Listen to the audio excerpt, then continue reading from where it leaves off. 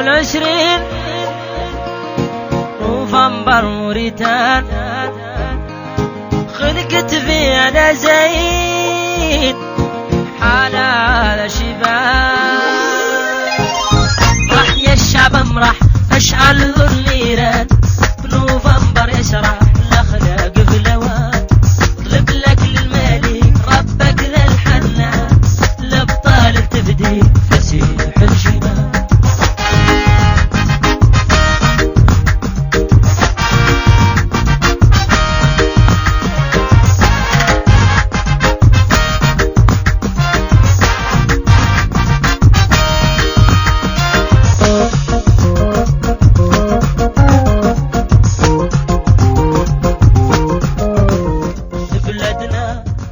بسم الله الرحمن الرحيم، صلى الله على نبيه الكريم.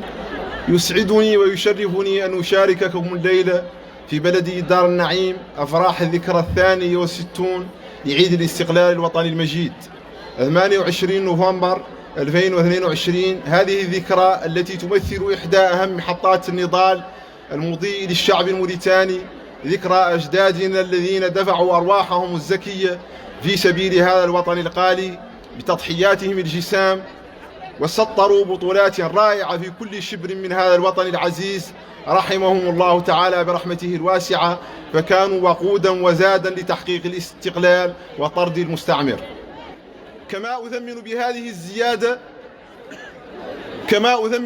الزيادة المعتبرة التي أعلن عنها رئيس الجمهورية السيد محمد والشيخ القزواني لكافة العمال والعلاوات التشجيعية لطواقم التدريس لدعم التعليم والرفع من مستواه.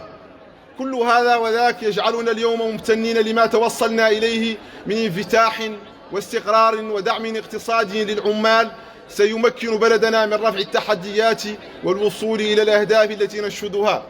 أيها السادة والسيدات، لا يسعني إلا أن أهنئكم جميعا بفرحة عيد الاستقلال الوطني المجيد، فهنيئا للشعب الموريتاني عموما ولساكنة دار النعيم خصوصا، ومرحبا بكم كل باسمه وجميل واسمه في هذا الحفل المقام لعيد الاستقلال الوطني.